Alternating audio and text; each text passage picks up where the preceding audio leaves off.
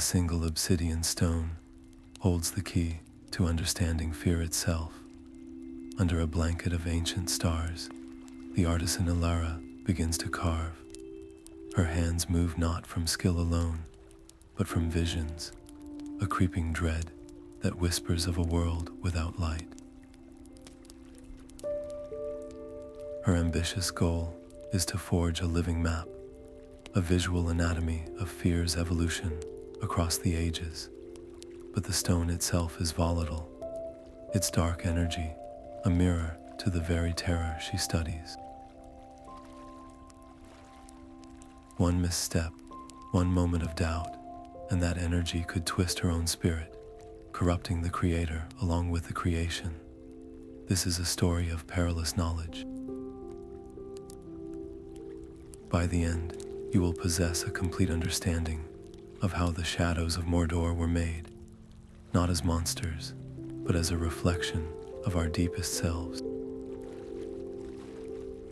We will uncover why an ancient cataclysm of abandoned hope gave them form, and how a single choice can balance light against the coming dark. Where are you listening from right now, and what does the sky look like outside your window? What do you believe is the oldest fear humanity has ever faced?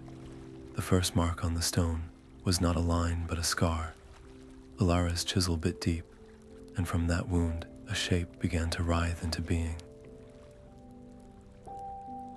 It was a beast of forgotten nightmare, all jagged edges and hungry angles.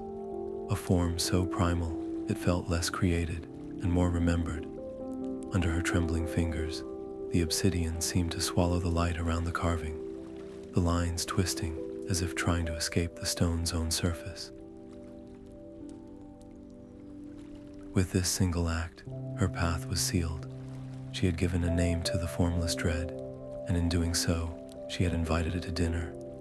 The still air of her workshop now carried a low hum, a chorus of shadowy whispers that coiled through the room like a cold draft.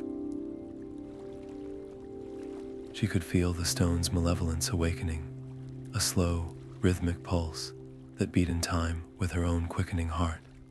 A decision loomed.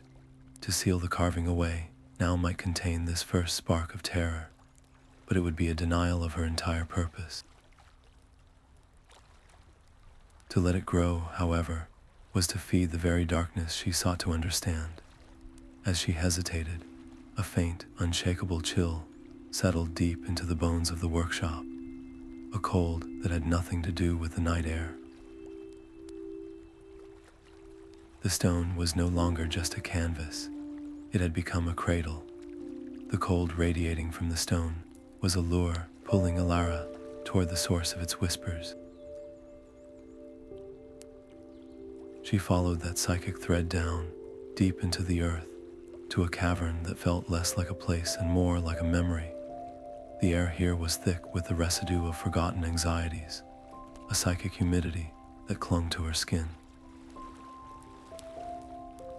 These were not the loud, sharp fears of monsters, but the quiet, persistent echoes of ancient dread, the fear of starvation in a long winter, the terror of being left behind by the tribe, the chilling certainty of a predator's gaze in the dark. The pressure built around her, a weight threatening to crush her resolve into simple panic. She could turn back, seal the cavern and her sanity away from this oppressive history. Or she could open herself to it and truly listen. Her choice was a slow, deliberate unclenching of her own mental shields. She let the echoes wash over her, not as a destructive wave, but as a chaotic library of human experience.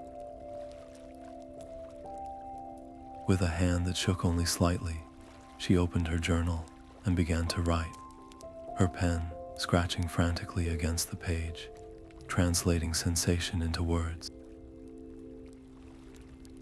She recorded the hollow ache of abandonment, the frantic rhythm of a heart cornered, the shape of a silence that feels watched.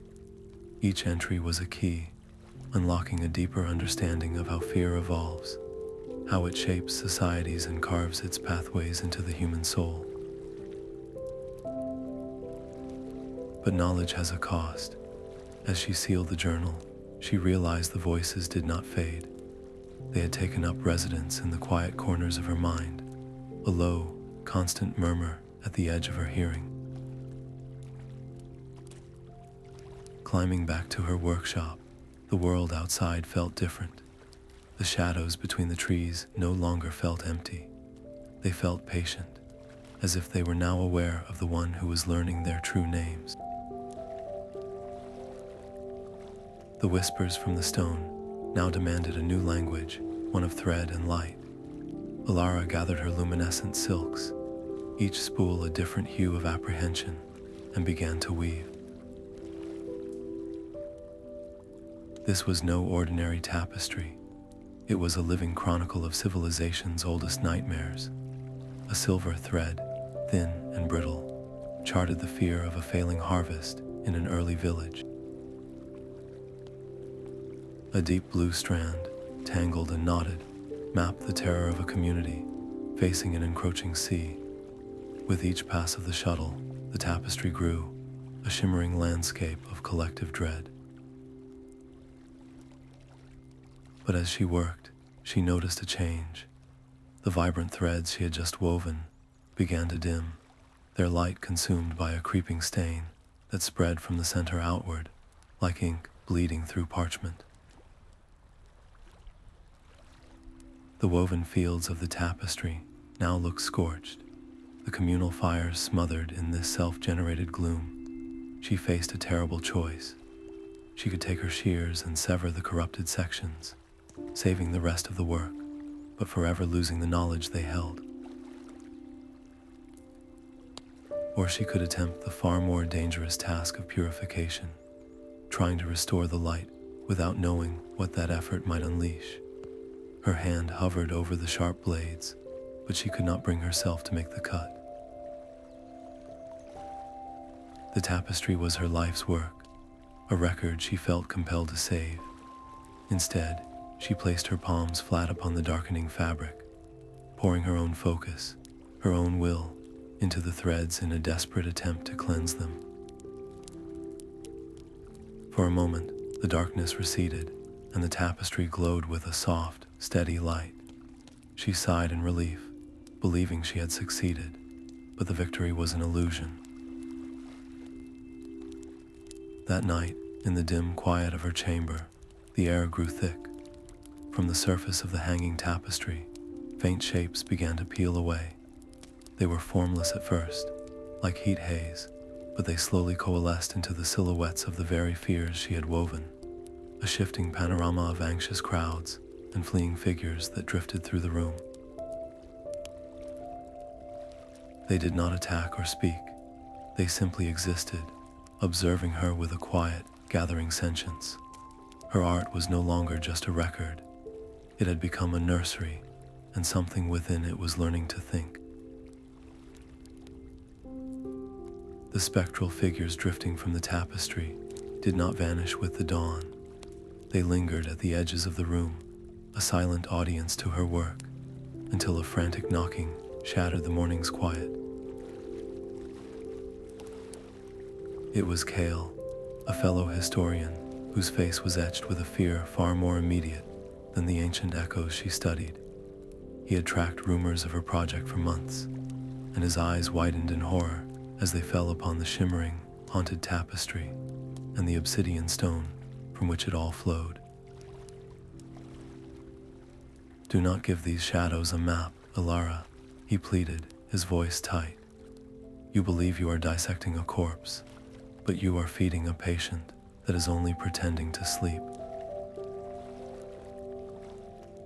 His warning was a stark contrast to her conviction. She argued that to hide from fear is to grant it ultimate power, that only by staring into its eyes can we learn to stand our ground. "But this is not staring," he countered, gesturing to the living panorama of dread around them. "This is an invitation. You are building a lexicon for a language that should never be spoken."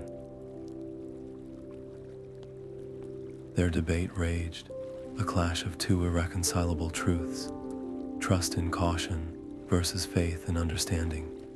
In a desperate bid to bridge the divide, Elara made her fateful choice.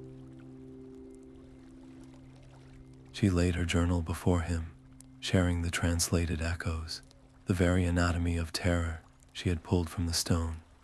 She believed the evidence would convince him of her control, of the necessity of her path.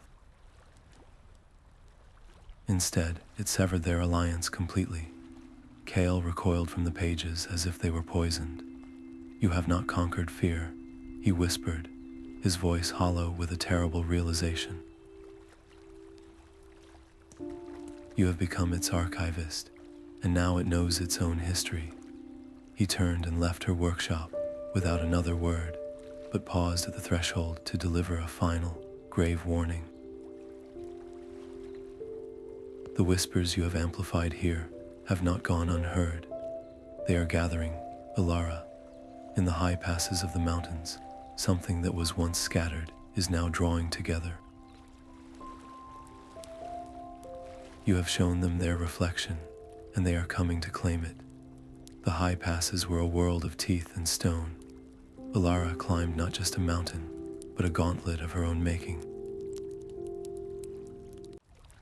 Every crumbling handhold whispered of betrayal. Every gust of wind that threatened to tear her from the cliff face felt like the cold breath of abandonment. Kael's warning echoed in her mind, but the path itself seemed to be testing her resolve, forcing her to physically endure the very abstract fears she had chronicled in her journal. To turn back was to admit the truth of his words, that her quest was folly. To press on was to feed the very gathering storm he foretold. Her fingers, raw and bleeding, found one last purchase, and she hauled herself onto a windswept ledge. There, nestled in a vein of pure quartz, she found it. Shadow ore. The mineral was cool to the touch, a deep, smoky crystal that seemed to drink the light around it, not with malice, but with a profound stillness. It was the perfect conduit, a substance capable of absorbing the chaotic energies she had unleashed. She pried a large piece free, its weight a comforting promise in her palm. But her triumph was short-lived. As she stood on that high ledge, the wind howled with a new voice, carrying a sound that froze the blood in her veins. It was not the cry of any beast, but the slow, deliberate, and terrifyingly distant beat of war drums. The drumming was no longer a distant threat, but a physical force, a vibration that shook the very rock beneath her feet. Each percussive beat twisted the mountain air, warping the light and casting the high pass into a dizzying haze. Jagged stones seemed to shift into the forms of grasping hands, and from the corners of her vision, dark silhouettes lunged and retreated, their movements perfectly synchronized with the relentless rhythm. Her heart hammered in her chest, a frantic drum of its own, and she realized with a spike of terror that it was starting to fall into time with the external beat. She could either find a crevice and hide, hoping the illusion would pass, or she could charge forward and confront the source of this auditory assault. To hide was to surrender to the disorientation, to be hunted by a sound. Her decision was instant, a rebellion against the fear itself. She began to move, not away from the drumming, but directly toward it, forcing her feet to find a counter rhythm, a stumbling cadence of her own making. The effort was immense, a mental battle to reclaim the tempo of her own pulse from the shadow's grip. The path curved sharply, and there, carved into the mountain's heart, was the entrance to a forgotten shrine. The archway was a maw of weathered stone, and the drumming poured from it like a visible, suffocating mist. Stepping inside, the air grew cold and still. The walls were covered in ancient, intricate carvings, their lines filled with the same dark energy, as her Obsidian Stone. They depicted a towering, faceless figure, a lord of fear, whose form was a void that seemed to absorb the very light of the torches she had not lit. As she traced the carvings with her eyes, the drumming shifted. It was no longer just around her. It was inside her, a deep, resonant thrum that synchronized perfectly with the beating of her heart, pulling her, compelling her, deeper into the shrine's waiting darkness. The carvings on the shrine walls were not static art, but a living memory of ritual. Elara traced the faded pigments with her fingers, feeling the ghost of ancient intent. The murals told a clear story. One sequence showed robed figures performing a slow, deliberate dance, their movements coaxing chaotic shadows into a single, placid form that knelt before them, its energy dissipated. This was the calming ritual, a path of control and containment, but her eyes were drawn to a second, more violent tableau. Here, figures chanted over a bound shadow, stabbing it with blades of light, forcing it to scream its secrets before it was torn apart. This was the path of forced extraction, a gamble for ultimate knowledge at the cost of pure aggression. The drumming in her chest was a question. To calm the energy was to potentially fail her quest, to leave with only a partial understanding. To force the knowledge was to become the very thing Kael had warned her of, a tyrant over terror. Her choice was a reflection of her entire purpose. She stepped into the center of the shrine and began the calming dance. Her movements were slow, reverent, an attempt to gentle the frantic beat of her own heart and the drumming that echoed it. She poured all her focus into the ritual's quiet rhythm, her arms weaving patterns of peace in the thick air. For a long moment, it seemed to be working. The oppressive pressure in the shrine lessened, the drumbeat faltering, but peace was not what this place understood. As she completed the final, graceful gesture, the silence that followed was absolute and heavy. Then, from the deepest shadow in the corner of the shrine, something stirred. It was not the formless mist from her tapestry. This was a thing of solid darkness, a humanoid shape that rose to its full height. Its surface, a swirling vortex of the very murals she had been studying. It was the Guardian, and its test was not one of strength, but of spirit. It took a step toward her, and as it moved, its form flickered. One moment, it was the faceless lord from the carvings. The next, it was a shimmering image of Kael, his face filled with bitter disappointment. Then it became her own reflection, but twisted with a hollow-eyed despair she had only ever felt in her private moments of doubt. It began to speak, but not with a single voice. It was a chorus of every anxious thought she had ever subdued, every whispered fear she had recorded in her journal. "You are alone in your pursuit," it hissed with Kael's voice. "Your work is vanity," it whispered with her own. "You will be consumed and forgotten." The shadow did not advance to strike. It simply stood there, reflecting her deepest anxieties back at her, making them real, giving them a voice in the silent shrine. The true conflict was no longer in the mountains outside. It was here, in this chamber, and the enemy was a perfect mirror of her own haunted mind. The ghost of her own voice echoed her deepest fear back at her. "You will be consumed and forgotten."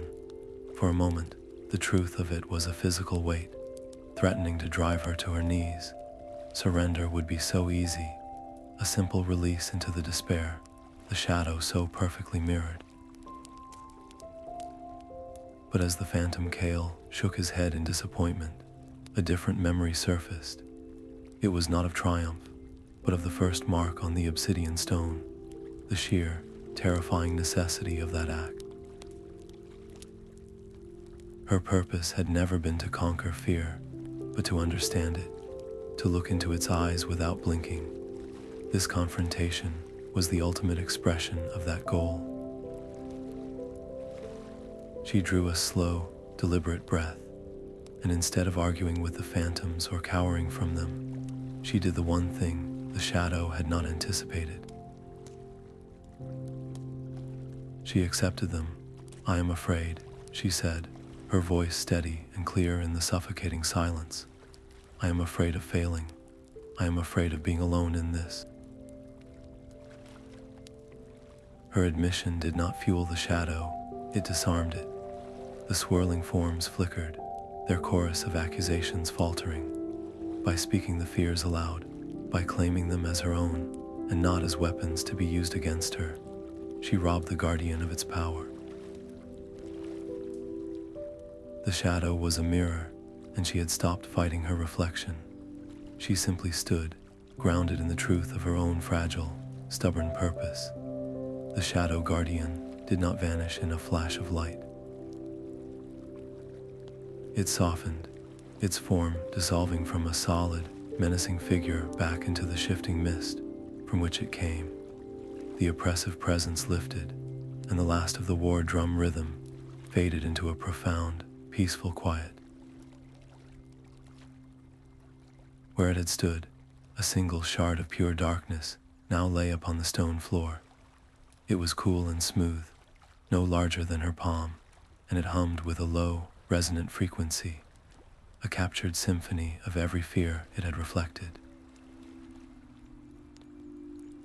She picked it up, and the memories washed over her not as an attack, but as a story. Here was the terror of the first humans facing a storm they could not comprehend. There the chilling dread of a king, realizing his kingdom was built on sand. This shard was a perfect record, an unedited history of mortal terror, but it was also a tool of immense and dangerous power. She could use it to complete her tapestry, weaving these pure, captured memories into her work to create the ultimate anatomy of fear. Or she could take the shard and the shadow ore she had gathered and attempt the unthinkable, to forge a vessel that could not just record fear, but contain it. The path forked here in the silent shrine.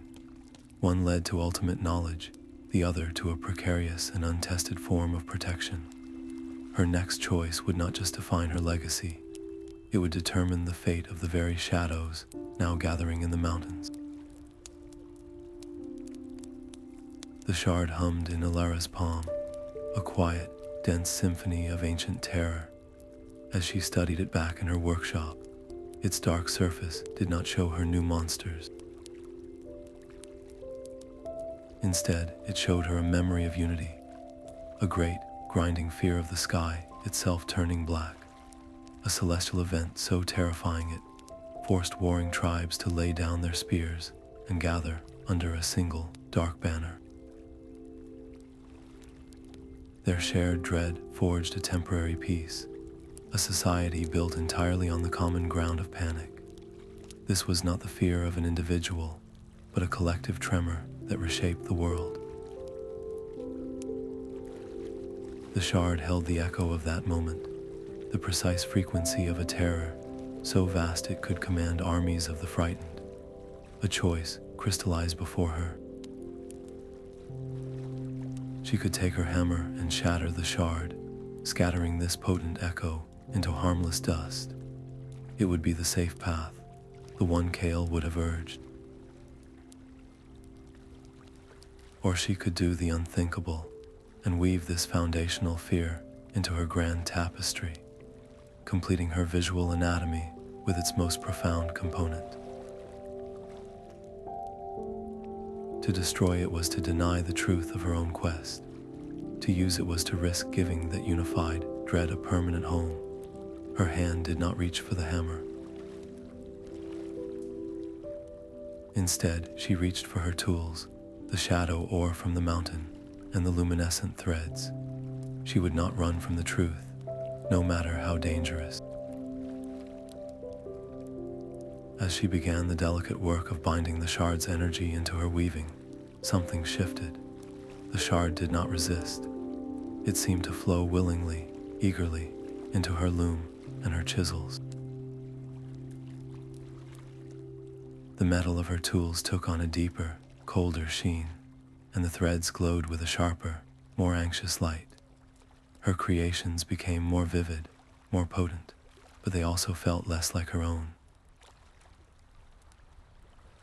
A statue she carved of a watchful sentry now seemed to follow her with its stone eyes.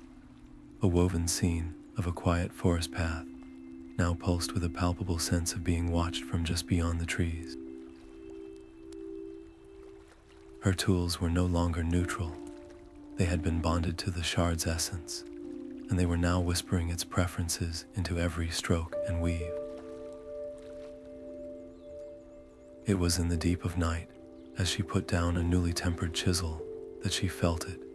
A gaze. It was not in the room with her, not even outside her window. It was a pressure from a vast distance away, a focused, intelligent attention turned in her direction. The shadows she had documented were no longer just a force of nature. Something had taken notice of the architect. Something was now watching the mapmaker. The gaze from the distant dark was an unblinking pressure against her mind, a constant reminder that her work was no longer a private obsession.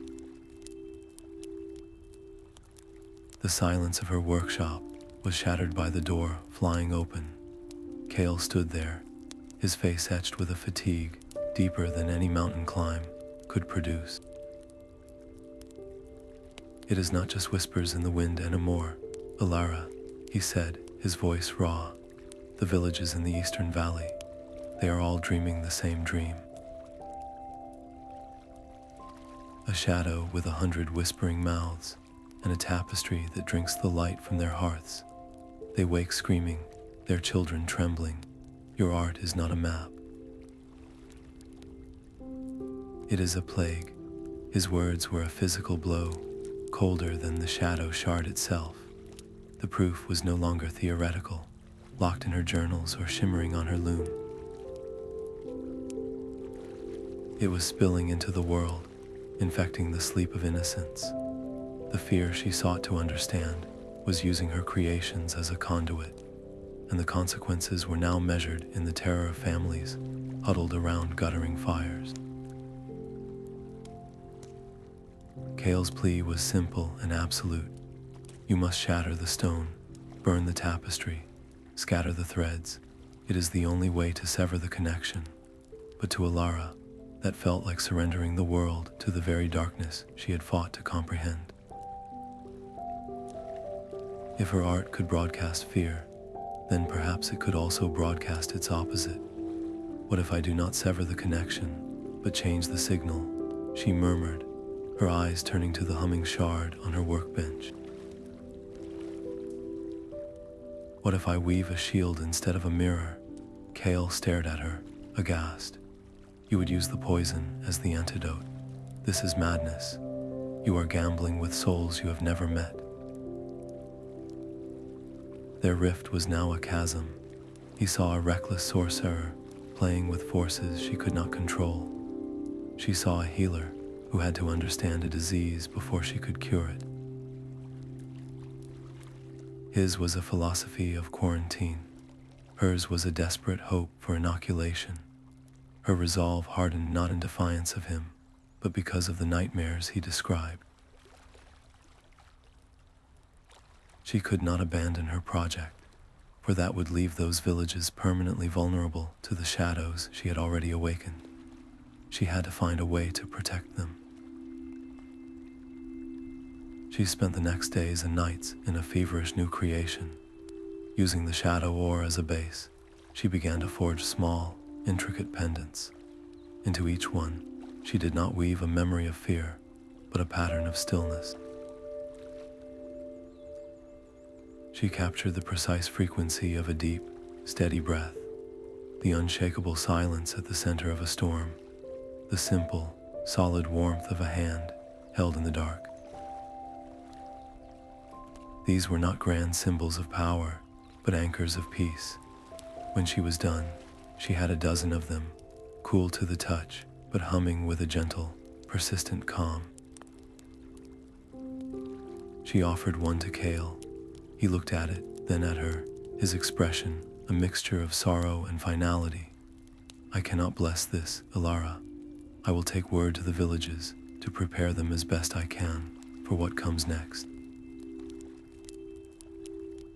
But I will not carry a charm forged from the heart of the enemy. His rejection was a lonely weight, but it clarified her purpose entirely. She was alone in this, just as the shadow had whispered. But being alone did not mean she was wrong. She gathered the pendants and set out for the Eastern Valley herself, a lone figure carrying a box of small, quiet lights into the gathering dark, hoping it was not already too late to mend the tears she had rent in the world. The village huddled under a sky that felt too close. Its silence was not peaceful, but choked, as if the air itself was holding its breath against the nightmares. Elara moved through the muddy lanes, her boots making soft, sucking sounds in the quiet. She saw the evidence of the plague in the hollowed eyes of the villagers, in the way they flinched at their own shadows. They did not speak to her, only watched, their hope a fragile, brittle thing. She had to anchor that hope in something more solid than a whispered promise.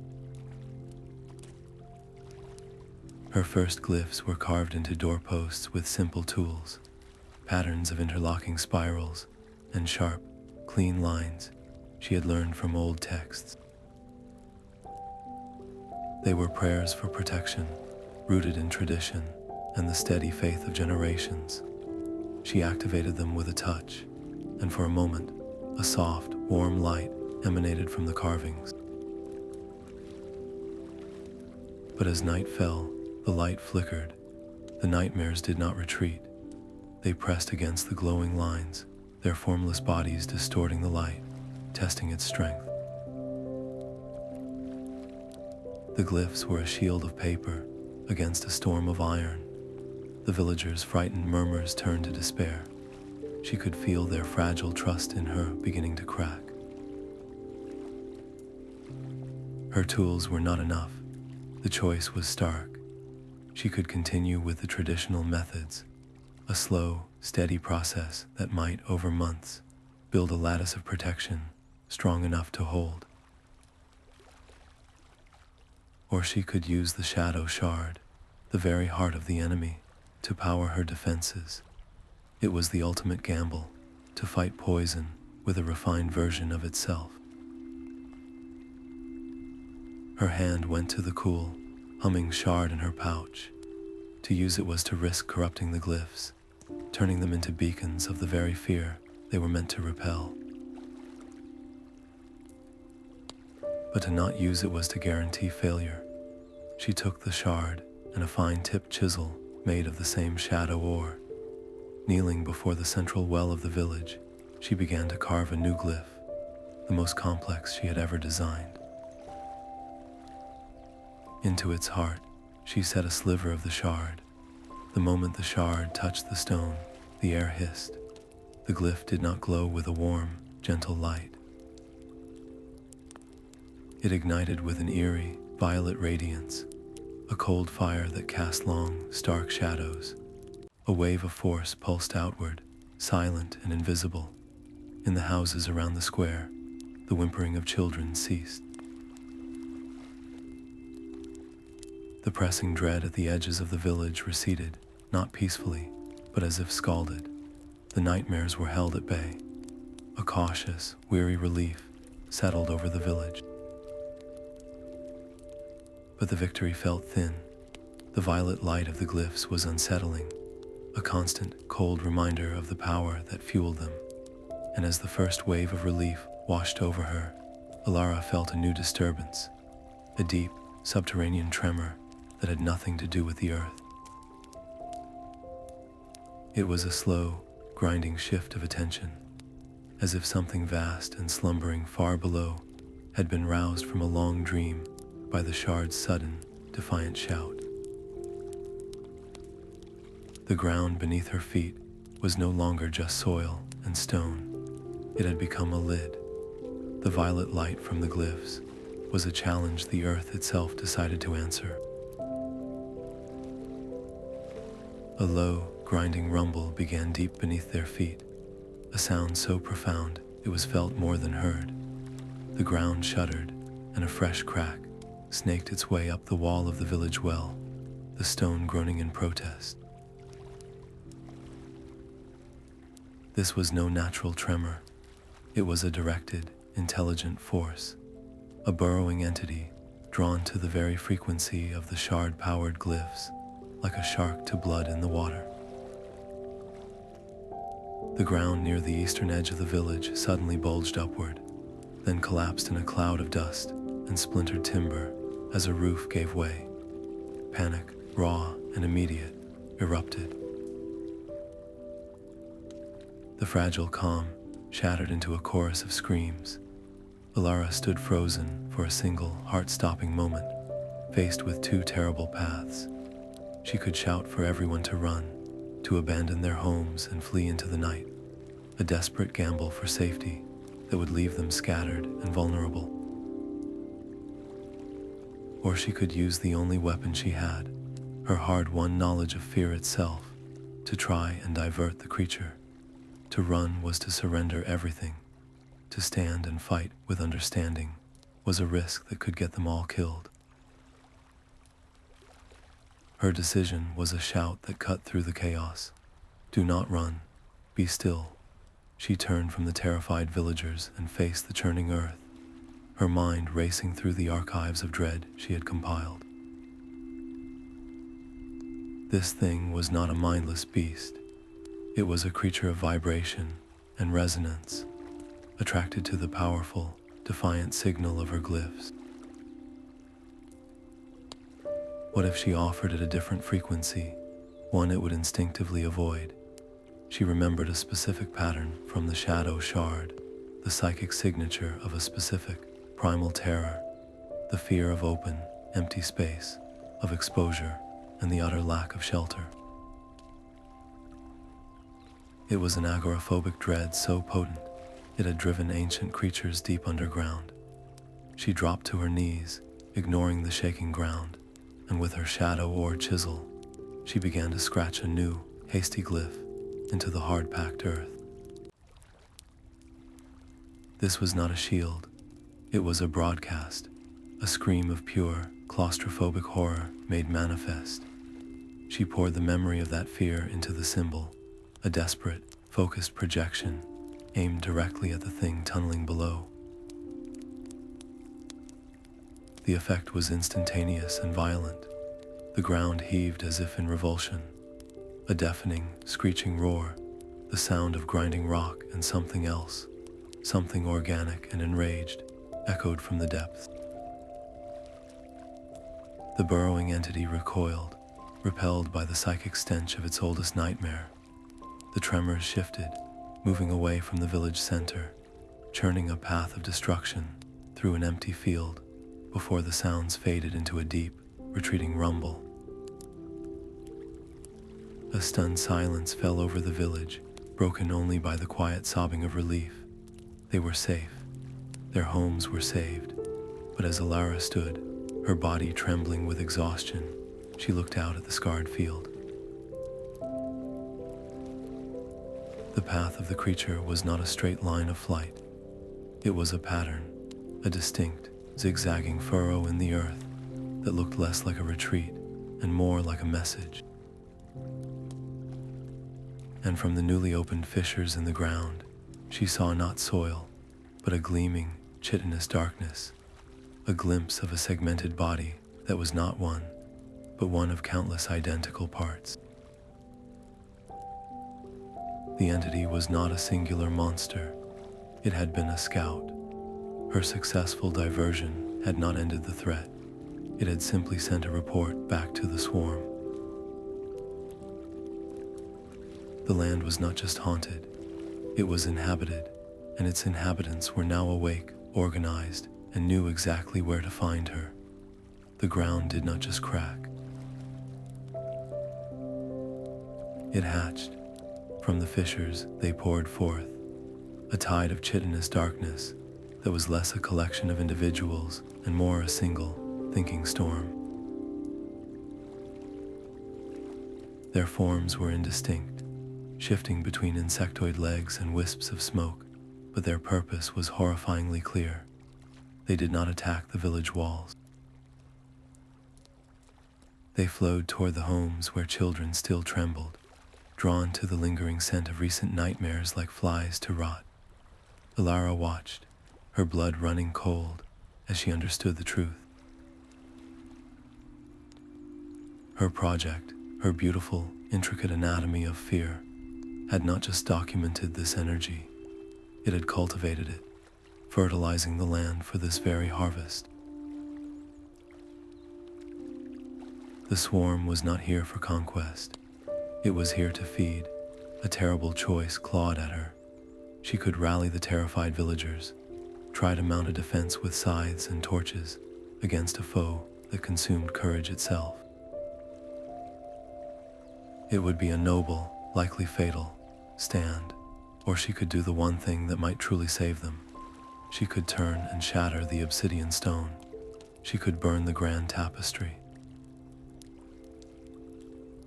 She could reduce her life's work to ash and cinders, severing the beacon that had drawn this plague. The thought was a physical pain, a severing of her own spirit. To destroy her work felt like surrendering the one tool that could ever truly understand the enemy. Her hand twitched toward the hammer, but her fingers closed, not around its handle, but around the cold, humming shard in her pouch. She could not undo the knowledge. She would not. Her decision was a desperate, reckless gamble. She would not dismantle her creations. She would use them as the ultimate bait. If the swarm fed on amplified fear, then she would give them a feast they could not resist, a banquet laid in a place of her own choosing. She shouted to the few villagers who would listen, her voice cutting through the cacophony. We must draw them to the old quarry. Her plan was simple and terrifying. They would use the shadow or pendants she had forged, not as shields, but as lures. By focusing their own fear through the pendants, they could create a psychic beacon, a siren song of pure dread to pull the swarm away from the village and into the quarry's stone bowl, where she would have a chance to contain them. The quarry was a vast, open wound in the landscape, its high walls a natural amphitheater. Under the sickly, rising light of a blood-red moon, the scene was plunged into a surreal and terrifying palette. Elara worked faster than she ever had, using her shadow or tools to inscribe a massive, concentric circle of glyphs onto the quarry floor. This was not a shield pattern. It was a vessel, a design meant not to repel energy, but to capture and hold it, a net woven from the very substance of the enemy. As she carved the final line, the first of the villagers, led by a grim-faced elder, reached the quarry's edge. They held their pendants aloft, their faces tight with a fear they were now consciously channeling. A low, collective hum began to emanate from the ore, a dissonant chord that grated against the soul. From the distance, a new sound answered. It was the skittering of 1,000 legs, the dry rustle of a shifting cloud, all moving as one mind, one hunger, turning away from the village and toward the irresistible signal. The trap was set, the bait was taken, and at the center of the stone circle, Elara stood alone, waiting for the storm to descend. The blood moon painted the quarry in shades of rust and old wine. Elara's final glyph shimmered on the stone floor, a complex spiral that drank the crimson light. Around the rim of the great bowl, the villagers stood with their shadow or pendants held high, their faces pale with a fear they were deliberately feeding. She had taught them to focus their dread, to channel it through the cool ore, until the air itself began to hum with a dissonant, psychic scream. It was a siren song for the swarm, and it worked. From the tree line, a tide of chitinous darkness poured into the quarry, a single, seething entity drawn to the promise of a feast. For a moment, the trap held. The swarm flowed into the glyph carved circle, its leading edges seeming to slow and congeal, trapped by the very energy it sought to consume. A fragile hope flickered in Elara's chest. But hope was a language the swarm did not speak. The creatures did not struggle against the confinement. Instead, they began to climb over one another, their bodies shifting and merging, building a living pyramid toward the quarry's edge where the villagers stood. They were not trying to break the circle. They were building a bridge out of it. Panic erupted. The carefully maintained channel of fear shattered into 1,000 individual terrors. One man, his nerve broken, turned to flee, his pendant falling from his grasp. The moment his focus signal broke, the swarm reacted with terrifying intelligence. A tendril of pure shadow lashed out from the pyramid, not at the man, but at the discarded pendant. It absorbed the ore in an instant, and the tendril glowed with a sharper, more vicious light. They were not just consuming fear. They were learning from their own tools, adapting to the very weapons used against them. Elara shouted for order, her voice a thin blade against the rising chaos, but the line was broken. The swarm was now scaling the quarry walls, their forms shifting from insectoid legs to grasping, smoke-like hands. There was no time for a second plan, no chance for a noble last stand. The only path left was flight. They ran, a desperate, scattered group, fleeing into the cold embrace of the mountains. The higher they climbed, the darker the world became.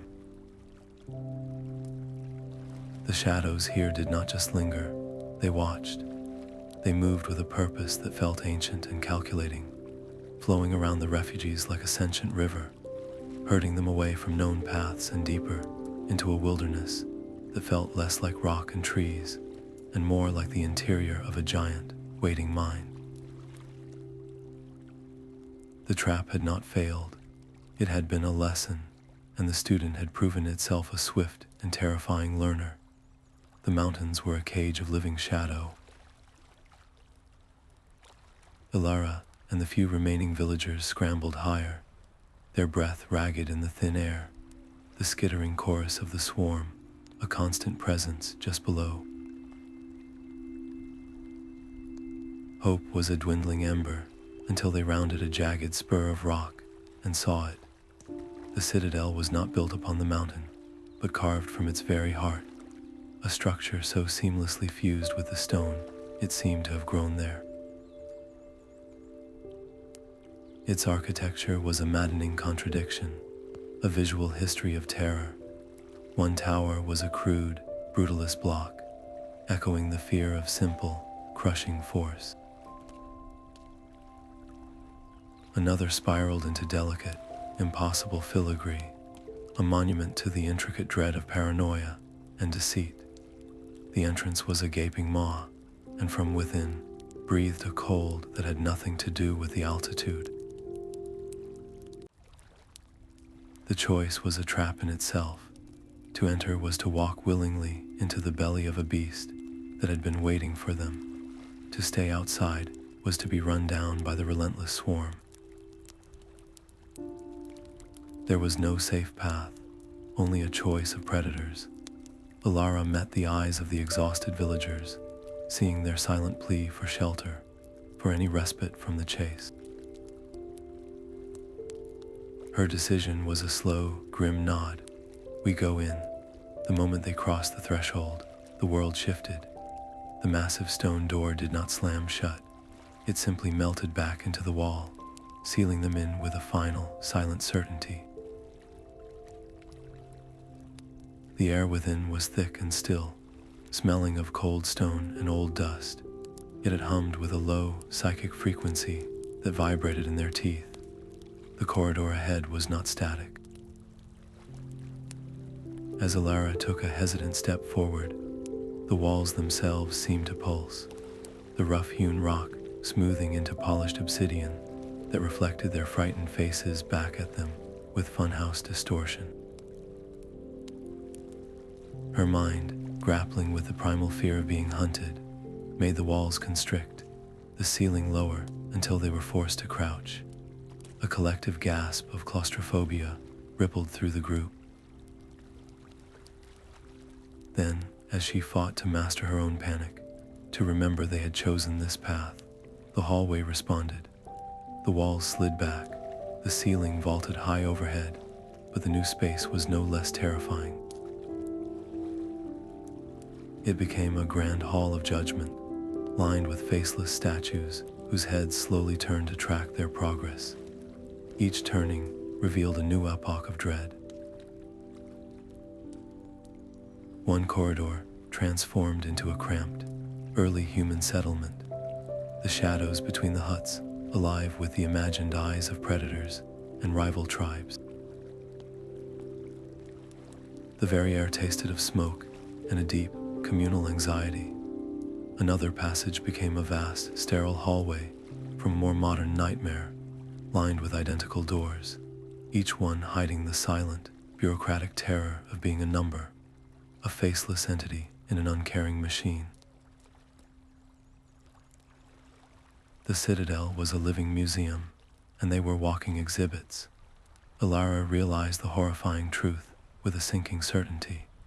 This was not a refuge. It was an intelligence. The entire structure was a single, conscious entity, and it was not merely showing them fear. It was testing their reactions to it, studying their weaknesses, learning how they broke. The stakes were no longer about escape. They were about providing a blueprint for their own annihilation. Every flinch, every stifled scream was a data point for the enemy, teaching the swarm the most efficient way to consume them. They were not hiding from the hunter. They were in its laboratory. The polished floor reflected 1,000 fractured histories. Elara found herself in a vast chamber whose walls were not stone, but shifting, silent tableaus of human terror. One wall showed a prehistoric family huddled in a cave, their eyes wide with the fear of a predator's roar in the night, a dread as simple and physical as a claw. Further along, the scene morphed into the intricate anxieties of a royal court, where nobles whispered behind fans, their fear not of tooth and fang, but of a rival's poisoned word or a monarch's shifting favor. This was the Hall of Ages, a visual encyclopedia of everything she had sought to document, now made terrifyingly real. To proceed, she had to prove she understood its lessons. A massive stone door barred her path, its surface carved with 3 concentric circles, each marked with a different symbol. A low hum filled the air, and a voice that was not a voice echoed in her mind, presenting the first puzzle. Show us the fear that built the first walls. Elara's eyes scanned the living murals. The fear of the predator was primal, but it was a personal terror.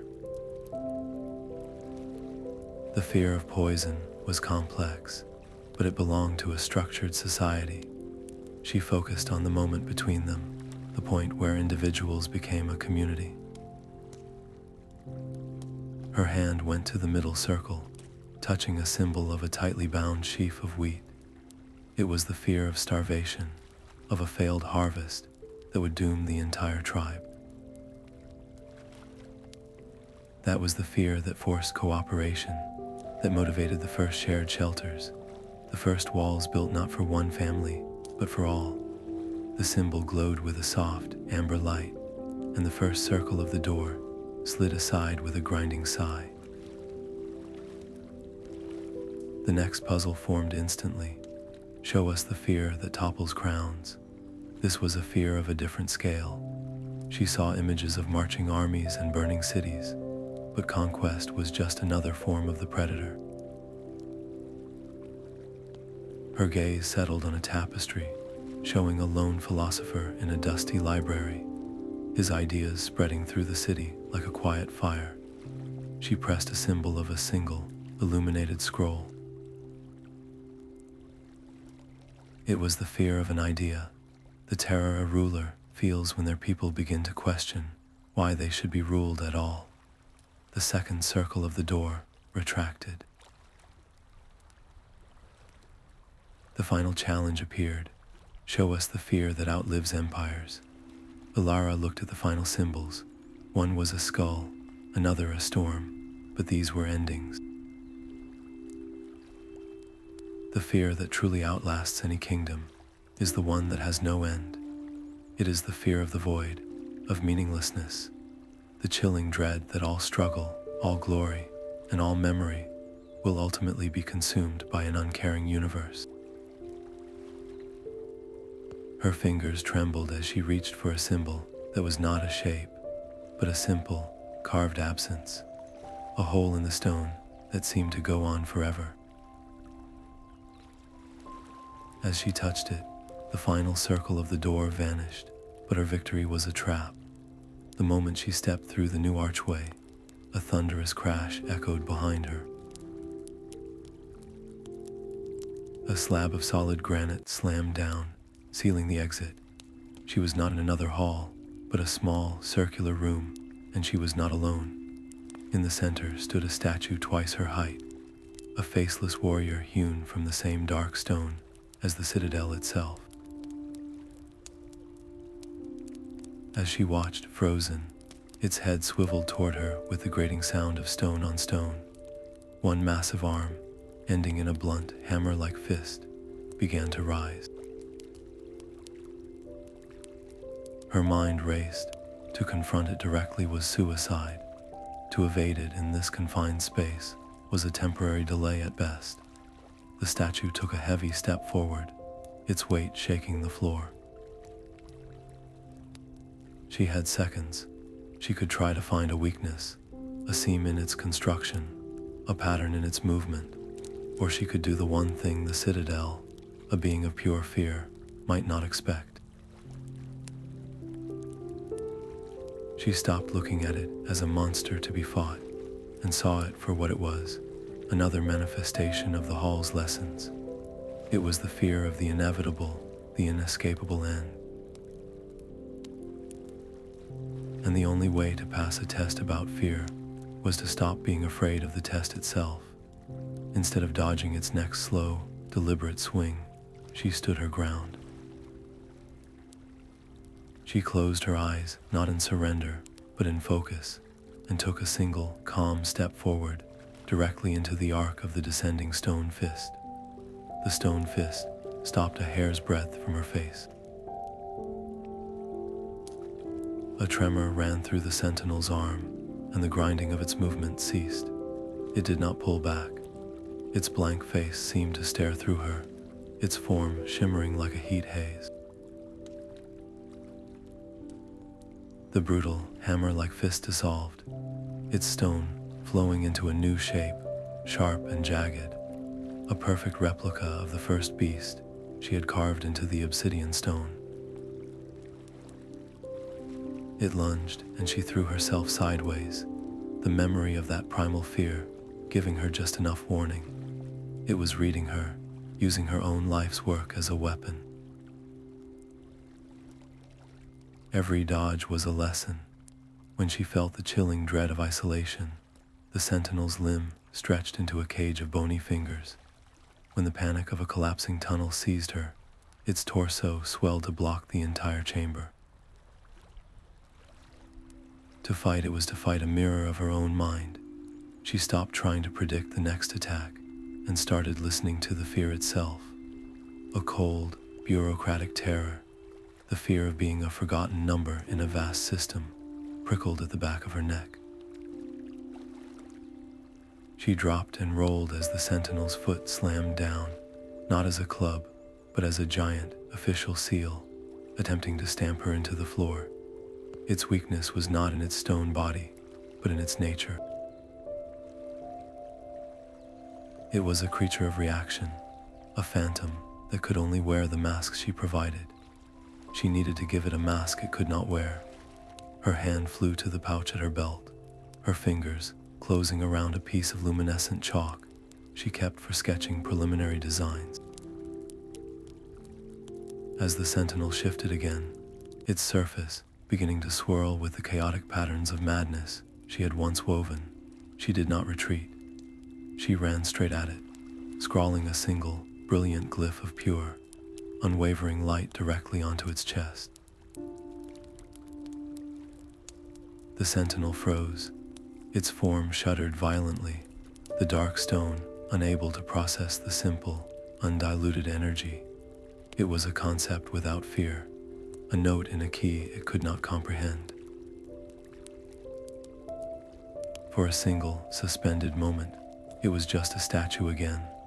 Then the light of the glyph flared and died, the chalk consumed. The effort of that focused defiance drained the last of her strength. Her legs buckled, and she stumbled backward through an archway she had not seen, falling into the cold, still air of another chamber. The sentinel did not follow. Pushing herself up, her breath caught in her throat. The walls here were not shifting nightmares. They were a fixed, silent story, a mural of breathtaking scope. It showed a world not of darkness, but of blinding, desolate light, a wasteland where hope had not been defeated, but willingly abandoned.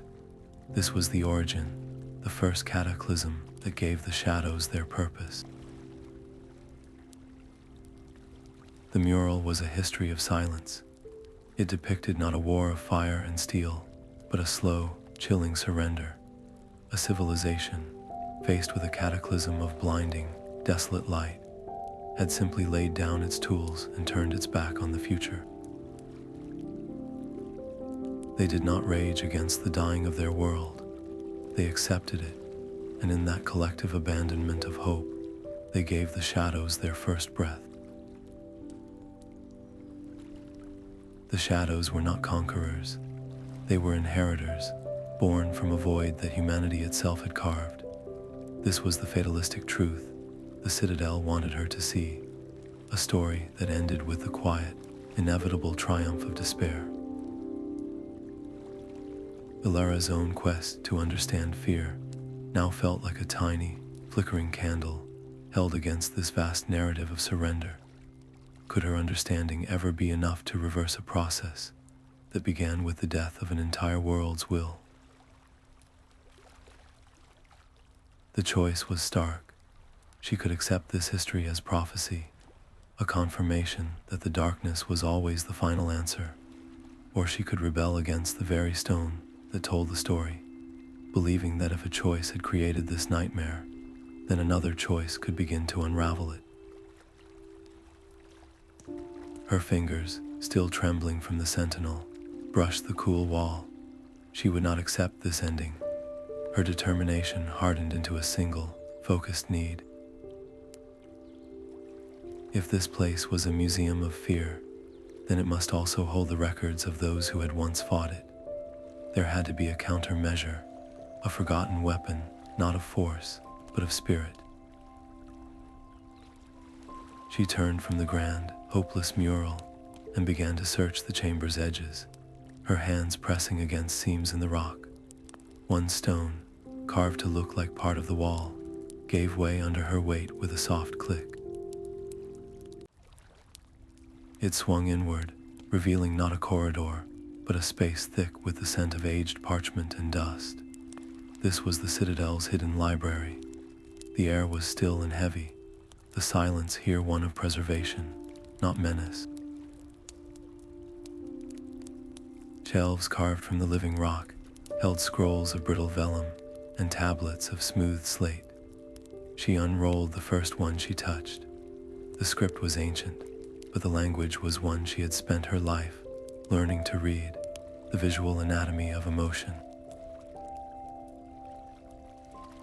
These were not records of fear, but of its opposite. They detailed a ritual of light, a ceremony not of magic, but of focused memory. It described how a community could gather not to share their fears, but to pool their most potent moments of courage, their memories of kindness in the face of cruelty, of perseverance through unbearable loss. These memories, when channeled through a conductor like her shadow ore, could be woven into a frequency of pure, defiant hope, a light that did not blind, but illuminated a path forward. The ritual was not a weapon to destroy the shadows. It was an answer to the original abandonment. Where the ancient civilization had given up, this ritual was a blueprint for choosing to go on. But the final line on the scroll was a warning. The ritual required a vessel, a single focus point to bind the collective light, and that vessel would bear the full weight of the hope it channeled, a pressure that had shattered every soul who had ever attempted to hold it. The brittle vellum in her hands felt heavier than any stone. The ritual's price was not measured in blood, but in light, demanding the sacrifice of her most cherished memories. To save the others, she would have to willingly forget the warmth of her mother's lullaby, the triumphant thrill of her first successful carving, the simple, golden afternoon of pure, uncomplicated happiness. These were the anchors of her soul, the very experiences that made the fight against despair worthwhile. Could a world saved by such a sacrifice ever truly feel like a victory? Her hesitation was a luxury the Citadel did not allow. As she gathered the shadow ore components, her mind a turmoil of doubt, the ambient dread in the chamber began to stir. The shifting murals on the walls stilled, their chaotic forms flowing like ink toward the center of the room. The whispers that had haunted her since the first mark on the Obsidian Stone grew into a unified, deafening roar. The shadows were no longer a swarm or a sentinel. They were coalescing, drawing upon every fear she had ever documented, every nightmare the villagers had endured, pulling themselves into a single, towering silhouette that dwarfed the library itself. It was a form of perfect, absolute negation, a void given shape, and it spoke with a voice that was the absence of all sound. You seek to burn your past to fuel a future you will not remember. What is a world without the memory of why it is worth saving? The challenge was not a threat of violence, but a question that struck at the very heart of her dilemma. The towering shadow did not advance. It simply stood as the embodiment of her ultimate choice, forcing her to look upon the true cost of the light she hoped to wield. The Shadow Titan's voice was the silence after a scream. It loomed, a vortex of every dread Elara had ever carved or woven, and its form was a shifting tapestry of the villagers' nightmares and her own private anxieties. This was not a beast to be fought with a hammer, but a debate to be won with a mirror. Her hand tightened around the shadow shard in her pouch, its cool hum a steadier heartbeat than her own. She would not attack its body, for it had none. She would confront its logic. When the Titan pulsed with the primal fear of the dark, she held up a pendant she had forged, one that glowed with the memory of the first human to ever kindle a fire, a tiny, defiant answer to the void. The Titan recoiled, its form rippling in confusion. When it shifted into the intricate terror of social exile, she unspooled a thread from her tapestry, one that held the echo of a single, forgiving hand offered in the midst of a feud. The shadow writhed, the simplicity of the gesture disrupting its complex malice. Her small successes were not victories, but provocations. The air grew thick with its rage, a cold that burned. "You believe your trinkets are answers," it hissed into her mind. "They are only seeds, and I will show you the harvest." Visions erupted around her, not as illusions, but as visceral realities. She saw Kael, old and broken, weeping over the ruins of a library, cursing her name for the knowledge that had doomed it. She felt the despair of a child in a village she had never seen, trembling under a bed as her own woven glyphs flickered on the wall, their cold light a constant reminder of the fear they were meant to repel. Her project, her life's work, was not a shield but a plague, her understanding a poison that seeped into the world's water. The weight of it was a physical force, threatening to crush her to the floor. This was the Titan's true attack, not on her body, but on her resolve. It sought to make her believe that the pursuit of understanding itself was the ultimate folly, that her every effort had only woven a tighter cage for those she wished to free. To continue now felt like arrogance, a monstrous selfishness. The shadow Titan loomed, drinking her despair, its form growing more solid, more real, with every doubt that clouded her heart. The visions of Kael's despair and the falling villages were not lies. They were possibilities, the logical conclusion of a path she had carved with the best of intentions. To deny her role in this would be the final, greatest act of arrogance. She had believed understanding was a cure, but she had not seen how her tools could become weapons in a war she never meant to start.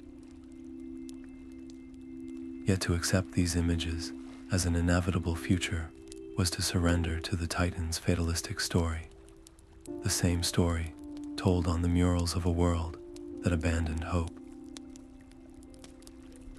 Her choice was not between guilt and innocence, but between despair and responsibility. She looked into the heart of the swirling void and spoke, not to the Titan, but to the truth it represented. "My fear gave you a map," she said, her voice steady, "but my will can chart a new course." She did not try to erase the consequences of her work. Instead, she accepted them, and in that acceptance, she found a power greater than defiance, a calm certainty that her understanding did not have to be a curse. It could be the foundation of a better defense. As this clarity settled within her, the scattered shadow or pendants and the half-finished glyphs around the chamber began to hum. The eerie violet light they had emitted before, a light born of fear fighting fear, began to change. It softened, warming from a cold amethyst to a gentle, golden radiance. This was not a shield repelling darkness, but a light that simply refused to be extinguished, a resonance of pure, unwavering choice. The Titan recoiled as if scalded. Its form, so solid and menacing a moment before, began to fray at the edges, its substance thinning like smoke in a sudden breeze. The purifying light did not attack it. It merely illuminated the Titan for what it was, a story, a pattern of energy that required despair to maintain its shape. Without that fuel, it had nothing to hold it together. The battle was not over, but the balance had irrevocably shifted. The victory was not in destroying the enemy, but in remembering the one thing the shadows could never truly possess, the human capacity to choose a different ending. The golden light did not simply shine, it flowed. From the central glyph, a river of radiance branched out, etching itself into the stone floor and walls of the citadel. The luminous network spread like veins through the dark rock, a nervous system of pure, defiant hope awakening within the heart of the enemy. Elara stood at its center, her hands open, her mind a single, unwavering note of focus. She was the conduit, channeling the ritual's energy, and the pressure was immense. It was not a physical weight, but the psychic strain of holding a star in her bare hands. The shadows did not accept their dissolution quietly. In response to the spreading light, they gathered their remaining strength and launched concentrated waves of pure, undiluted dread. These were not visions of monsters, but the crushing certainty of futility, the gut-deep knowledge that all effort ends in dust. The light flickered, the golden network dimming under the assault. Elara felt her own resolve waver, the memory of Kael's warnings and the sight of falling villages threatening to crack her concentration. But she did not fight the despair. She acknowledged its presence, then let it pass through her, a cold wind that could not extinguish the fire she had lit. Her steadfastness fed the light. The network flared brighter than before, the golden veins now seeping deep into the stones themselves. Where the light touched, the fearful histories began to fade. The murals of ancient cataclysms and abandoned kingdoms softened, their sharp, terror-filled lines blurring into gentle, featureless stone. The Titan of Shadow, its form already frayed, let out a silent, final scream as the light consumed it, not with violence, but with a profound and simple absence. It dissolved into motes of harmless dust, its terrible story erased from the world, but the light did not stop there. It continued its work, washing over the walls of the library, over the scrolls that held the records of human courage. Elara watched in growing horror as the ancient scripts, the very blueprints of the ritual that had saved them, also began to fade from the vellum. The Citadel was being purified, but the cost was the loss of memory itself. The fearful histories were vanishing, but so too were the records of how they were overcome. She had achieved her goal. The shadows were gone, but in their place, she had created a pristine, empty slate, a world cleansed of its painful past, but also stripped of its hard-won wisdom. Her triumph was complete, and it felt utterly hollow. What is a victory that erases the very lessons that made it possible? The golden light was a gentle eraser, wiping the world clean of its scars. Elara watched in awe and horror as the fearful murals dissolved, their sharp terror softening into smooth, unmarked stone. The Citadel was being healed, its painful memories washed away by the radiant tide. But with every fading line, a piece of her own life's work vanished too. The intricate anatomy of fear she had sacrificed so much to compile was disappearing before her eyes.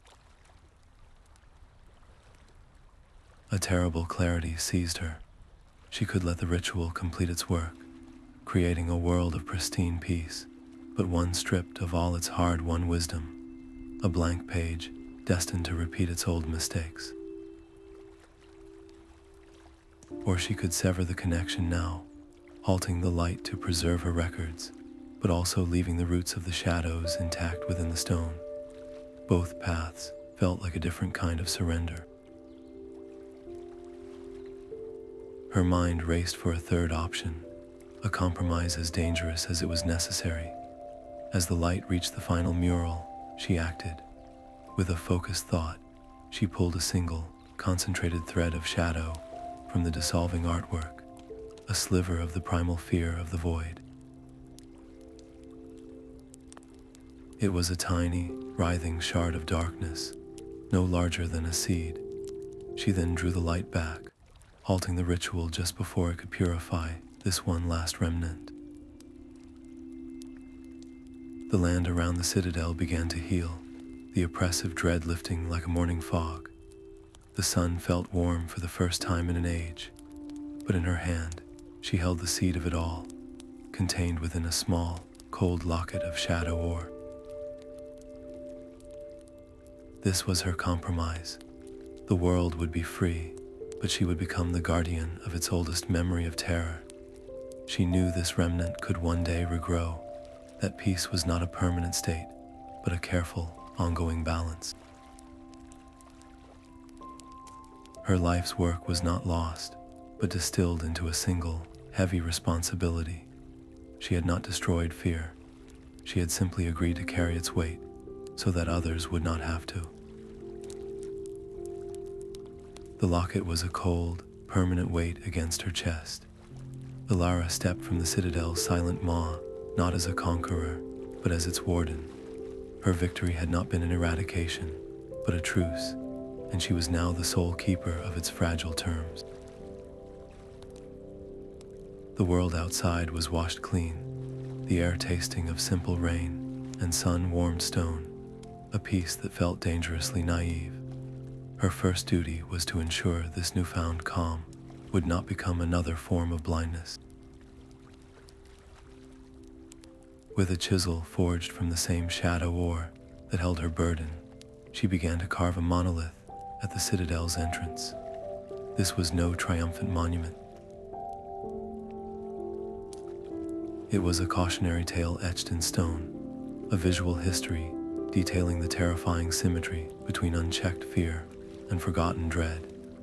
She showed how ancient civilizations fell not to monsters, but to their own abandoned hope, and how a quest for pure understanding could, without balance, become a poison. The monolith was a warning against the arrogance of absolute peace, a reminder that the shadow's seeds still existed, contained but never destroyed. Word of the standing stone and the solitary keeper spread, carried on the whispers of travelers and the hopeful songs of bards. They called her the guardian of the threshold, and soon, seekers began to find their way up the mountain path. Some were scholars, desperate to understand the strange, quiet terror that had touched their world. Others were artists and leaders, drawn by rumors of a new wisdom that did not shy from darkness. She greeted them all, not as a sage with easy answers, but as a fellow student of a difficult truth. She taught them that courage is not the absence of fear, but the choice to act alongside it, and that true hope is not a blinding light, but a small, stubborn flame, nurtured in full knowledge of the encircling dark. One evening, as the sun bled behind the peaks, a familiar, weary figure appeared at the edge of the gathering. Kael stood there, his historian's robes worn thin, his face etched with the deep lines of regret and hard travel. He did not approach the fire, but his eyes met hers across the distance, and in them was no accusation, only a profound and remorseful sorrow. He had come not to challenge her, but to finally understand the balance she had forged, and to offer his own meticulous knowledge to her nascent order. His return was a quiet earthquake. Kael did not join the circle of seekers around the evening fire, but stood at its edge, a silhouette against the fading light, holding a single, leather-bound journal. It was not a plea for forgiveness, but an offering. "I spent my life documenting the fall of kingdoms," he said, his voice rough with the mountain air. "I believed the only safety lay in sealing the tomb. You showed me that a sealed tomb only preserves the corpse of the mistake. I was wrong. His atonement was not in words, but in the work he proposed. He would help her document the remnant shadow, not as a dangerous secret to be hidden, but as a permanent, precise warning. Their methods, once so opposed, would have to merge." Her intuitive, artistic mapping of fear's anatomy would be tempered by his meticulous historian's rigor, creating a record that was vivid but incorruptible. a story told without becoming a weapon. The first test of their fragile alliance was the archive itself. They could not simply write it down, for ink on a page could be copied and twisted. They could not carve it into a public monument, for that would broadcast its energy to the unprepared. They needed a vessel as unique as their burden. Together, they designed the Chamber of Echoes, a room carved deep into the mountain beneath the monolith. Its walls were lined with the purified shadow ore, a substance that could absorb and contain the psychic resonance of the shadow seed without amplifying it. Here, they would not simply store the locket. They would allow it a tiny, controlled expression, a faint hum of its original frequency that could be studied without being felt. Kael inscribed the walls with his precise, clinical chronicles of civilizations that had succumbed to despair, while Elara used her tools to weave counter-frequencies directly into the stone, patterns of resilience and hope that acted as a permanent buffer against the darkness. Their collaboration became a new kind of ritual.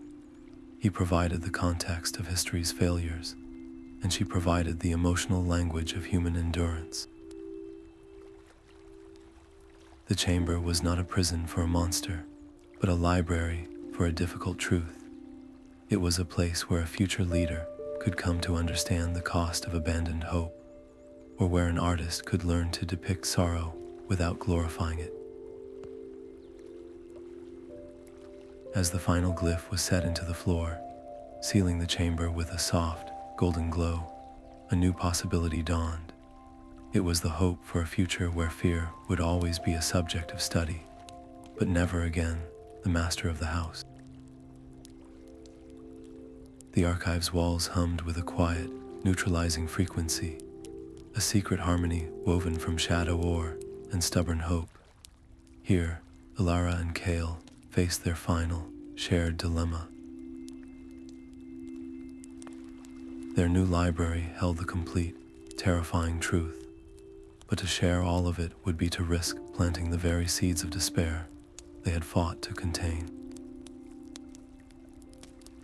They stood before two stacks of scrolls. One pile detailed the intricate anatomies of every fear, the precise formulas for their creation. The other held simpler texts, instructions for forging protective charms, and tales of communities that had endured terrible times through unity and courage. The choice was between gifting the world a dangerous encyclopedia of its own nightmares, or a simple, sturdy shield. Their decision was unanimous. They would seal the dangerous knowledge deep within the mountain, accessible only to the most prepared guardians. To the villages and kingdoms below, they would send out only the protective symbols and the stories of resilience. They became gardeners of a different sort, cultivating not understanding, but immunity. Travelers learned to carve the interlocking spiral that promoted calm sleep. Bards sang new ballads of the Keeper of the Threshold, a tale that subtly taught listeners how to recognize the first chill of encroaching dread. Communities were not told how the shadows were made, but they were taught how to make their own light. This careful curation created a fragile but widespread peace. Yet in the quiet of the archive, Elara and Kael remained watchful. They knew that fear, in its essence, was a shapeshifter. It could not be destroyed, only outgrown. And so they studied the world from their high perch, searching for any sign of the old pattern repeating, any whisper of a community beginning to feed on its own anxieties, any hint that the shadow was learning to wear a new, more subtle mask. Their vigilance was the true foundation of the peace they guarded, a silent promise that the world would never again be abandoned to the dark. Their first students arrived with the dawn, 3 young faces, etched with a reverence that made Elara's burden feel heavier. They had traveled for weeks, drawn by the whispered legend of the Guardian and her monolith, each carrying a spark of that old, dangerous hunger for understanding. One, a weaver named Lyra, sought to capture the true shape of sorrow in her tapestries. Another, a stone carver named Finn, believed that by giving fear a form, he could rob it of power. The third, a quiet scholar named Thuron, simply carried a scroll filled with questions about the old world's fall. They saw her not as a warden of a terrible secret, but as a master of forgotten arts, and their eagerness was a flame she knew could either illuminate or consume. She stood before them, the cold weight of the locket a constant reminder, and faced the same choice that had haunted her in the archive: to give them the full, unvarnished truth, the precise frequencies of despair, the formulas for shadow or binding, the anatomy of the Titan itself, would be to hand them a loaded weapon, brilliant but unpredictable.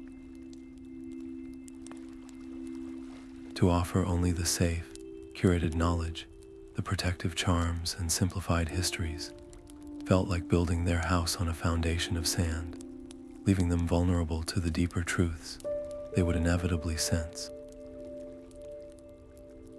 Her decision came not as a single pronouncement, but as a method. She would mentor them in stages, a slow and careful unfolding. Their first lessons were not about power, but about ethics. They spent days simply sitting in the mountain air, learning to identify the subtle weight of their own anxieties before ever touching a tool. She taught them that the shadow ore responded not to force, but to intent, and that a heart clouded by ambition would only forge a prison for itself. Lyra was tasked with weaving not terror, but the fragile pattern of a single, steadfast hope. Finn carved not monsters, but the unyielding solidity of a sheltering wall. Thuron's first assignment was to document not a fall, but a single act of courage that had turned a tide. This gradual, principled approach did more than educate. It forged a new kind of order, one built on resilience and responsibility rather than mere knowledge. But such a careful cultivation of light, however gentle, cannot help but be seen in the surrounding dark. Far from the mountain, in a place where the geography of the land itself seemed to hold its breath, a solitary figure stood watching. It was not a scout for a swarm, nor a phantom from the Citadel. This observer was something else entirely, a being of quiet patience and profound curiosity. Its form, blending so perfectly with the deep shadows of a forgotten canyon, that it was less a person and more a part of the landscape's own memory. It had felt the great disturbance of the Titan's fall and the subsequent, careful recalibration of the world's balance. Now, it observed the tiny, bright spark of this new school upon the mountain, a flicker of deliberate, guided light, where before there had only been chaotic flame or oppressive night. The figure did not move, did not plot, but its focused attention was a new kind of pressure on the edges of Elara's peace. The students had arrived seeking a teacher, but their presence had now drawn the gaze of a reader, one who seemed to be waiting to see how the next chapter would be written. The silence of the archive began to feel like a held breath. Elara first noticed it as a subtle shift in the hum of the shadow ore, a slight variation in pitch, as if the chamber was harmonizing with a new, external frequency. It was not the oppressive pressure of the swarm or the cold malice of the Titan. This was a presence of immense patience and profound observation, a gaze that studied the archive's light from the deep places of the world, neither threatening nor friendly, but simply curious. It felt like being watched by the mountain itself, The discovery presented a grave choice. She could seal the archive completely, severing this new connection and fortifying their hard-won peace against any potential threat. Or she could reach out, risking everything they had built on the chance that this was not an enemy, but a source of knowledge beyond their comprehension. To retreat into fear, now, after all they had overcome, felt like a betrayal of their entire purpose.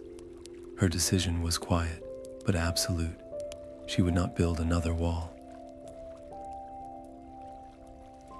That evening, she left a single, deliberate sign at the canyon's edge, where she felt the gaze was strongest. It was not a weapon or a glyph of warding, but a small, polished disc of shadow ore, etched with the same interlocking spiral she taught her students for calm. It was an invitation. The response came not with a sound, but with a sudden, profound stillness in the air around her. The shadows at the base of the canyon coalesced, not into a monster, but into a form of impossible age. It was vaguely humanoid, but its shape seemed woven from compressed time and forgotten geology, its surface shifting like sedimentary rock under starlight. Its voice was the soft rumble of a distant rock slide. "I witnessed the first world grow quiet," it said.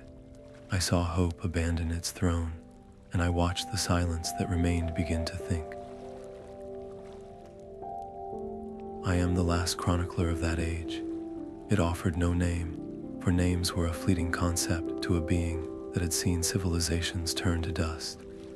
It had watched her not as a hunter, but as a fellow historian, intrigued by her attempt to curate a balance it had long believed impossible. It had seen countless keepers of power, but never a warden of memory. Its proposal was simple and world-altering. It would not give her new power, but a deeper context. It offered to show her the library of the world, the unedited records of every society that had ever grappled with the void, their failures and their fleeting successes etched into the very strata of the earth. This was not a weapon to be wielded, but a perspective to be absorbed. A partnership with such a being would not redefine their mission. It would complete it, transforming their small archive from a fortress of fear into a true university for the human soul. But to accept was to trust a creature that was, in essence, the memory of the enemy they had fought. It was the ultimate act of faith in the very understanding that had started this entire journey. Trust was a currency she had learned to spend carefully. The Ancient Chronicler's offer was not a key to power, but a doorway to context, a chance to see the entire tapestry of time and understand where the threads of fear had first begun to unravel. To accept was to believe that the entity was truly a neutral historian, a keeper of records with no stake in the outcome. To refuse was to let suspicion build another wall, a fortress of ignorance around their fragile peace. Her choice was a slow, deliberate nod.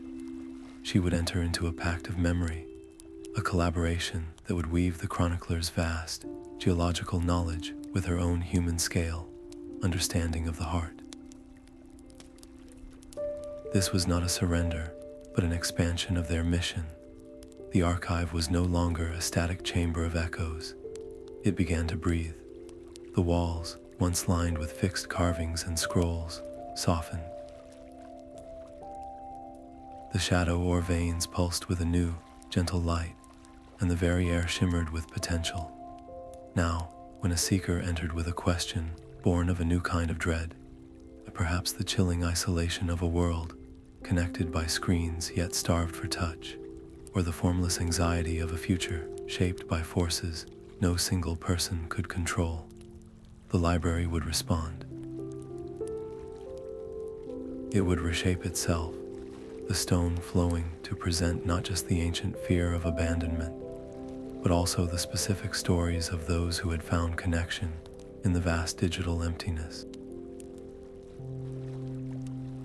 It became a living dialogue between the timeless patterns of terror and the unique, evolving courage of each new age, but a library that learns must also be taught. This incredible fusion of magic and knowledge demanded a new kind of vigilance. Elara, Kael, and their students became curators of a conscious entity. They had to ensure that the Archive's adaptations remained true to its purpose of fostering resilience, not just reflecting back the world's anxieties. They watched for any sign of the library developing a preference, a fascination with a particular flavor of despair, or a subtle shaping of the knowledge it presented to steer a seeker toward a darker conclusion. The Archive was a magnificent, ever-changing testament to the human spirit, but it was also a garden that required constant weeding, lest the oldest, most patient seeds of shadow find a way to take root in its new, fertile ground. The Archive's perfect balance was shattered by a single, discordant note. It was Thuron, the quiet scholar, whose scroll of questions had masked a deeper hunger. He had not come to understand fear, but to command it. While the others slept, he stood before the central repository, his hands moving in a frantic, twisted version of the calming rituals, his intent not to study the contained shadow, but to siphon its power into himself. The Archive's walls, which had always hummed with a gentle light, now flickered with violent, purple streaks. He believed that by merging his will with the primal terror in the locket, he could become a new kind of ruler, one who could bend the world's anxieties to his command. The safeguards Elara and Kael had woven so carefully began to fray, the protective glyphs straining under the pressure of this internal betrayal. Their entire legacy, built on vigilance and responsibility, was moments from becoming a weapon in the hands of the very pride they sought to guard against. Elara felt the rupture like a tear in her own soul. She and Kael rushed into the chaos, finding Thuron illuminated by a corona of crackling darkness, his eyes burning with a desperate, hollow triumph. The air itself was thick with the screams of every fear the Archive had ever catalogued, all unleashed at once.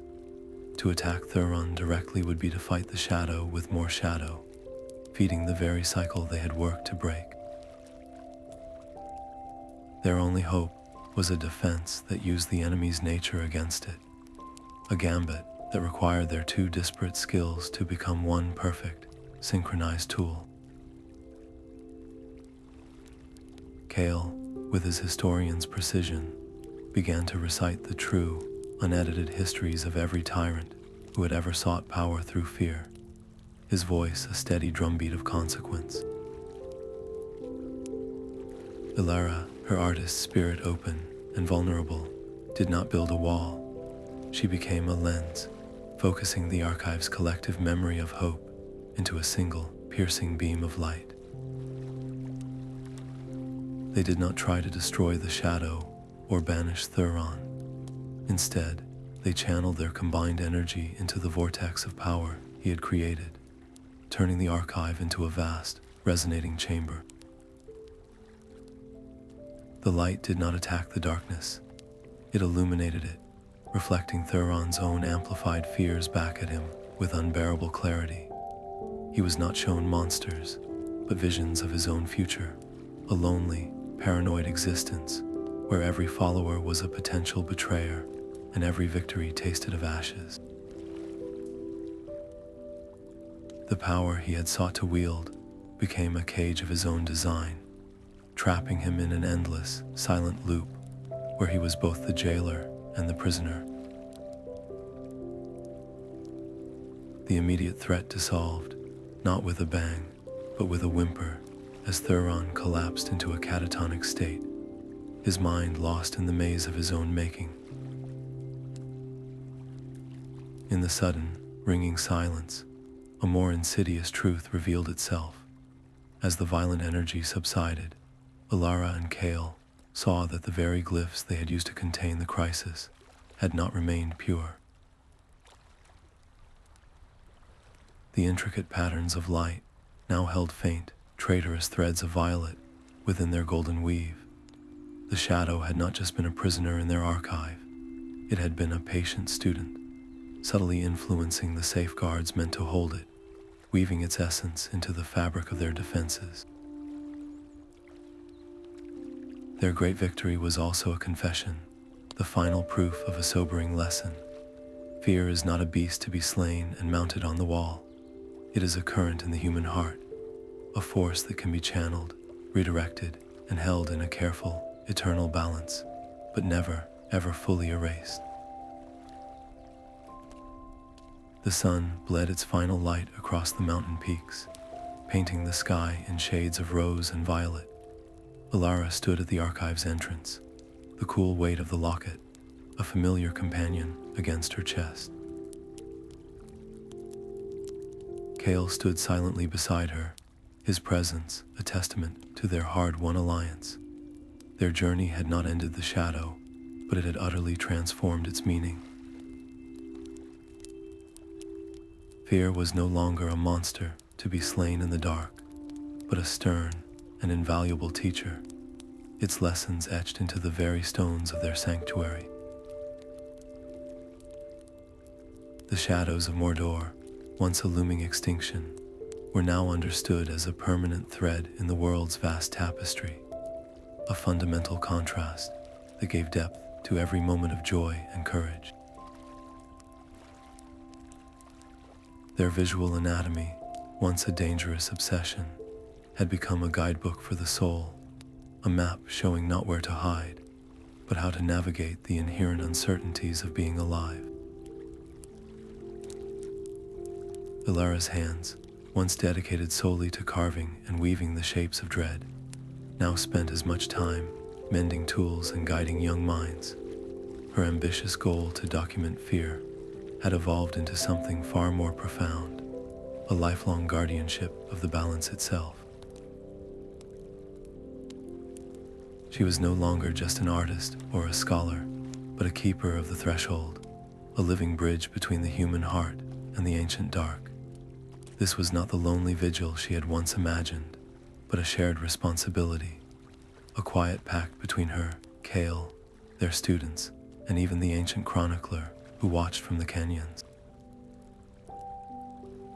They were curators of a difficult truth, ensuring that the world would never forget the cost of despair, yet would always remember the tools of its defiance.